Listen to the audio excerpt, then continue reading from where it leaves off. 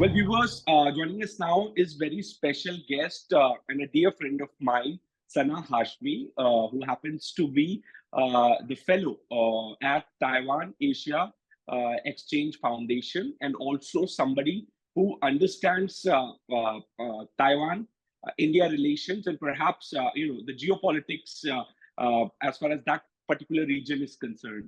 Sana, thank you so much for joining us on the show. Thank you, Siddhant. Okay.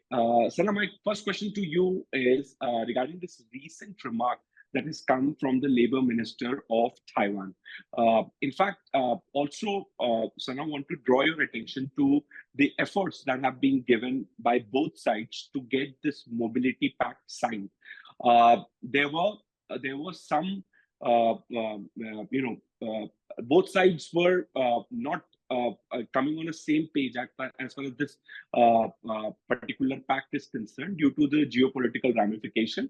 But despite that, this pact was signed, and perhaps there was too much excitement on both sides. But how do you see this particular statement coming from the Labor Minister of Taiwan, where she is referring to or perhaps is interested in poaching, is perhaps interested in taking people from one particular state of the country? How do you read that? Do you see this remark as a spoiler as far as the excitement that is right now growing between the two countries? No, I don't think that Labor Minister view represents the view of the majority in Taiwan, or I don't think this is even an official policy of Taiwan to kind of segregate and choose migrant workers from one part of the country. So I do not really see it as a problem from Taiwan side, but of course, such comments are definitely concerning. This is something that has personally shocked me to some extent as well. But I hope and I am seeing that perhaps there would be a clarification from Taiwan government, because as you also mentioned, there has been a lot of effort that has been put from both sides specifically for this labor agreement. So both sides definitely want this agreement to pass through the process and be enforced as soon as possible. So I don't think that there is any problem from the Indian or Taiwanese government side. There was also a deliberate attempt to create fear mongering around Indians coming to Taiwan to work. Talk to us about that. And do you think that this particular statement is perhaps, sort of would give fuel to those Chinese propaganda machinery active in Taiwan? No, then first thing that I would like to mention here, that Indian diaspora in Taiwan has been contributing to the economy and the welfare of the society in Taiwan. So definitely Indians are an asset to Taiwan. There is no doubt about that. Yeah. I think Taiwanese government is also cognizant of this fact. And also, I see people are very, very aware about how Indians are and how valuable Indians have been to Taiwan. But of course, you mentioned about the Chinese disinformation campaign. And I've been saying this, that, the closeness between India and Taiwan is not in the interest of the Chinese leadership. Yes. And one of the tools that China has been using is the disinformation campaign. So, and Taiwan is a victim of that for a very, very long time. For the election, they have seen it. And Taiwanese population is also very vulnerable to tools such as TikTok. And, India did a great job by banning TikTok. And I think a lot of countries should do that, including Taiwan and the US. So I feel that, so the protest and everything, it actually started with a few online accounts that started talking about this fact. And according to Taiwanese government, these accounts, the source of these accounts were actually from the Chinese side. So, if we connect the dots, we would realize that it actually started from primarily because of the Chinese disinformation campaign. So I think it would not be an exaggeration to say that India-Taiwan relationship was kind of subjected to this disinformation campaign.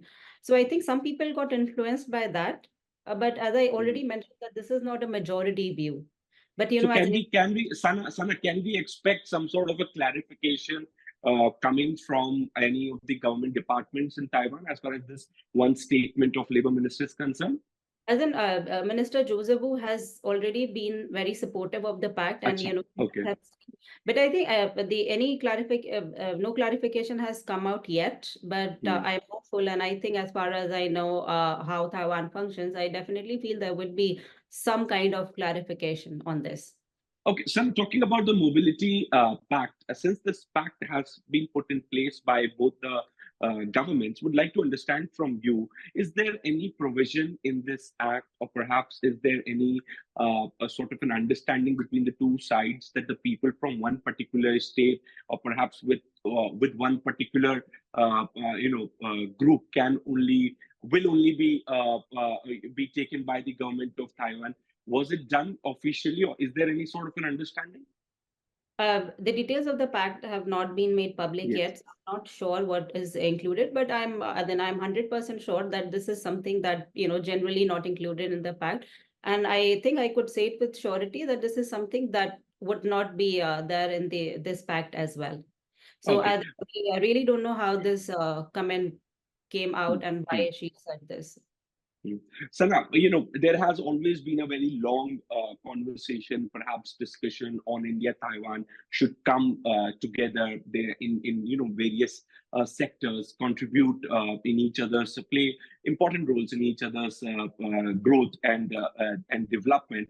But till now there has been a very slow growth as far as India Taiwan relations are concerned. But in last 1 year, we saw that because of the India's look east policy, and also Taiwan's south look south policy, if I'm not mistaken, that's the name of the policy. So do you think that in the sector of semiconductors, the kind of collaborations that we are seeing, India conferring Bharat Ratna, Padma Shri awards, the highest civilian honor to a Taiwanese citizen who happens to be the boss of Foxconn, and then the mobility pact. How do you look at the future of India-Taiwan relations, Sana, and what impact will this have on the geopolitics of the region, and also the stability in as far as the Indo-Pacific theater is concerned? No, I think you rightly mentioned that this is specifically in the past couple of years that we are seeing such progress in India-Taiwan relationship. This economic relationship, culture, technology, this is all were part of the mandate of the unofficial relationship that India and Taiwan have. But for a very, very long time, what we saw that the cooperation was episodic. But Mm, both the sides have been working to strengthen ties in the past couple of years. There is very systematic and very consistent approach from both sides, and this is the result that we are seeing right now. So what both sides are trying to do is to advance economic ties first and technology mm, ties. And I mm, think with the landmark development that happened recently, mm, the pact between Tata and PSMC. mm, So I do believe that this is happening. The relationship is on the right track, that mm, the trajectory is definitely moving in the right direction. And I do feel that's very important for countries such as India and Taiwan to look towards each other. There's mm, definitely willingness, there is definitely more interest, and that is combined with actions from both mm, sides. So I mm. feel that this is definitely going to define the trajectory and even the stability in the Indo-Pacific region, because very important, not just from China's perspective, but as well as to understand and realize the importance of the beneficial economic partnership that India and Taiwan could Yes. have in times to come. So definitely it's a defining partnership, and I feel that both sides are realizing it.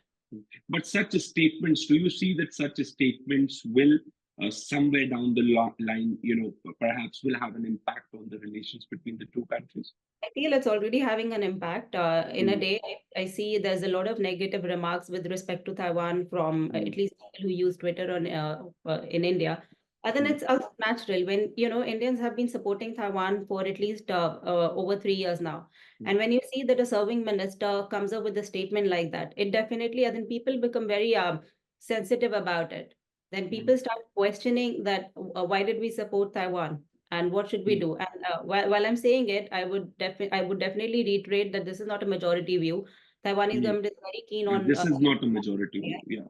So Yeah. we can definitely see it as an individual's remark. Mm, She is also someone who is an individual. She might have her own ideology.